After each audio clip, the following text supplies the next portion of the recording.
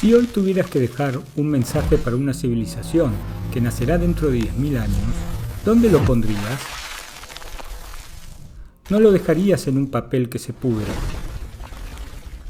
ni en un disco duro que se desmagnetiza. Lo pondrías en un lugar que obligara a los futuros científicos a mirar al cielo y al suelo al mismo tiempo. Un lugar que fuera el centro de gravedad de todo el conocimiento. Existe una coordenada en nuestro planeta que no es fruto del azar. La Gran Pirámide no está ahí porque el terreno fuera plano o porque el faraón de turno le gustara la vista desde su balcón. Está ahí porque es el centro de masa de la Tierra.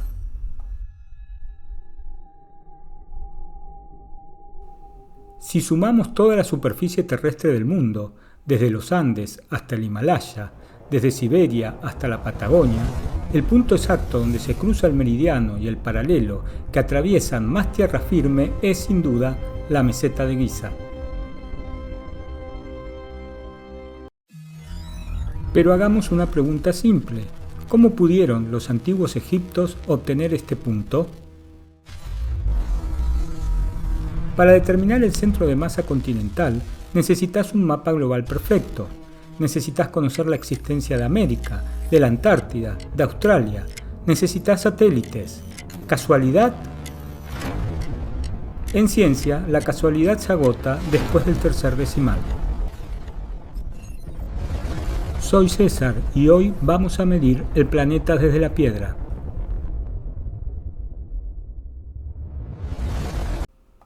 Siempre me he preguntado, si existió una civilización anterior, ¿dónde están las pruebas? Bueno, quizás las pruebas siempre estuvieron ahí.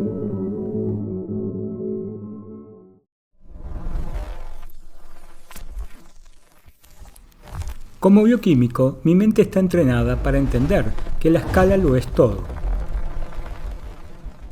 Si cambias un solo átomo de lugar en una proteína, la función desaparece, la vida se detiene. En mi libro, Giza, el hardware de los dioses, planteo que las pirámides operan bajo el mismo principio de precisión molecular, pero aplicado a una escala planetaria.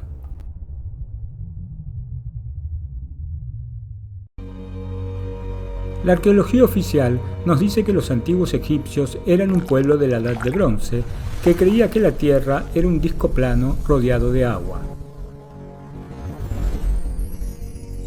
Nos dicen que sus conocimientos de geografía no pasaban de las fronteras del Nilo y el Sinaí. Sin embargo, los datos que he auditado en mi investigación cuentan una historia radicalmente diferente.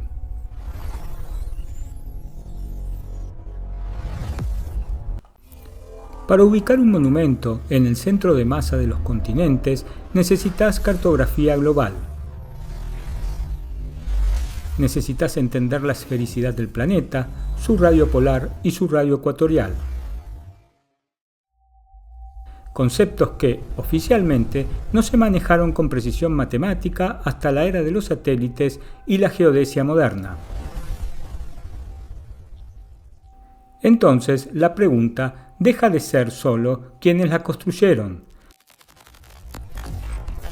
La verdadera pregunta es, ¿quién dibujó el plano de Giza y por qué eligió ese punto exacto del espacio-tiempo?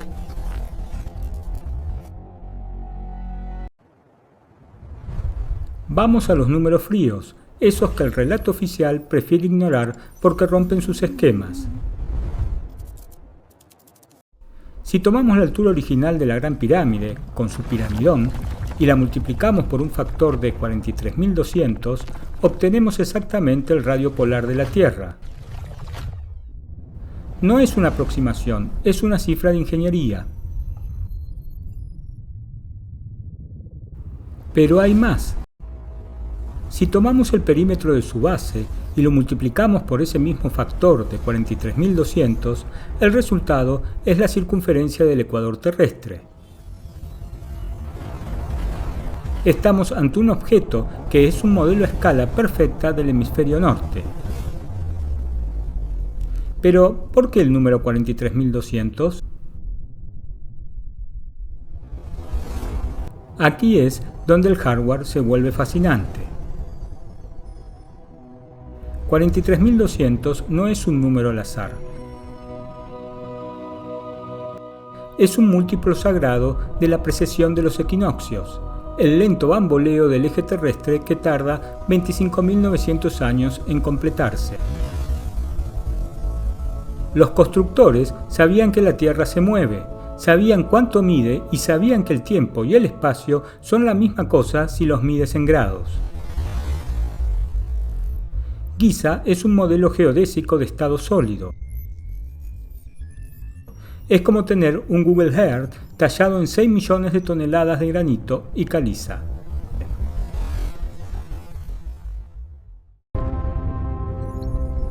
Intenten imaginar el nivel de tecnología necesario para medir el planeta con tal exactitud. No estamos hablando de gente con cuerdas de cáñamo y rampas de arena.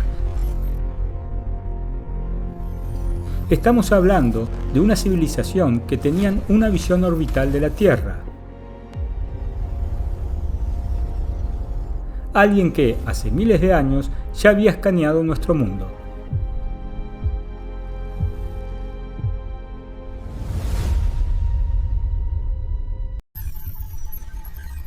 Si la geodesia fuera poco, hay un dato que suele causar taquicardia en los círculos académicos. Si buscas en Google Maps la latitud exacta del vértice de la Gran Pirámide, encontrarás esta cifra: 29.979248 grados norte. Hagamos una pregunta simple. ¿Saben cuál es la cifra exacta, metro por metro, de la velocidad de la luz en el vacío? Es exactamente 299.792.458 metros por segundo. Coinciden 7 decimales, 7. Esto no es solo una coincidencia numérica. En mi método de historia vertical, esto se llama marcador de inteligencia.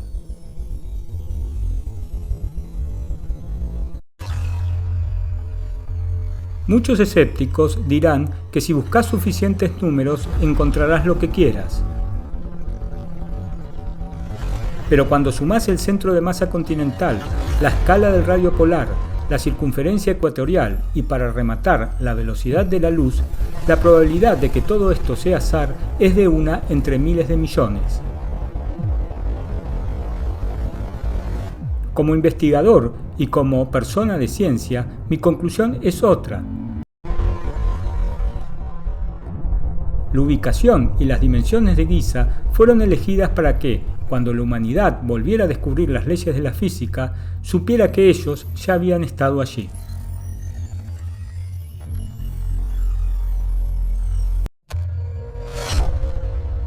Lo que nos lleva a la gran paradoja es, si los egipcios dinásticos construyeron esto, ¿por qué 1000 años después no podían ni siquiera alinear un muro con precisión? La historia nos dice que el conocimiento evoluciona. Pero en Egipto vemos una involución. Giza es el punto más alto y a partir de ahí todo decae.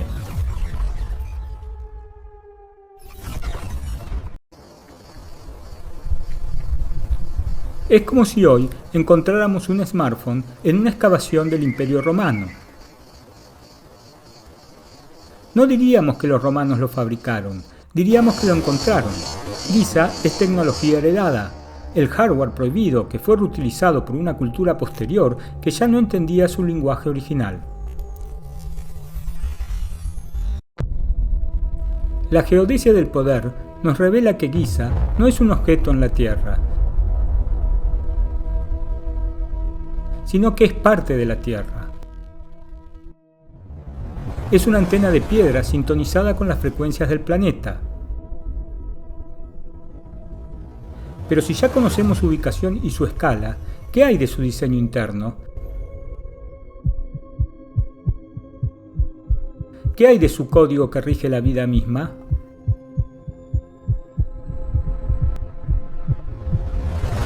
En el próximo episodio entraremos en el corazón de la máquina. Analizaremos el código de Phi, la proporción áurea, que se encuentra tanto en las cámaras internas de la pirámide como en la doble hélice de tu ADN.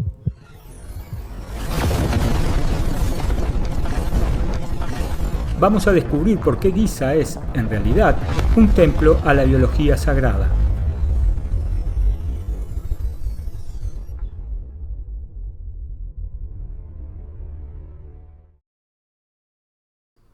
Si quieres ser parte de los que no se conforman con el relato oficial, te invito a suscribirte a mi newsletter y recibir informes semanales. El link está en la descripción y en el comentario fijado. Además, te invito a suscribirte en mi canal para no perderte la continuación de esta serie. No te quedes en la superficie de lo que te contaron. La verdad está grabada en la piedra, esperando a ser leída.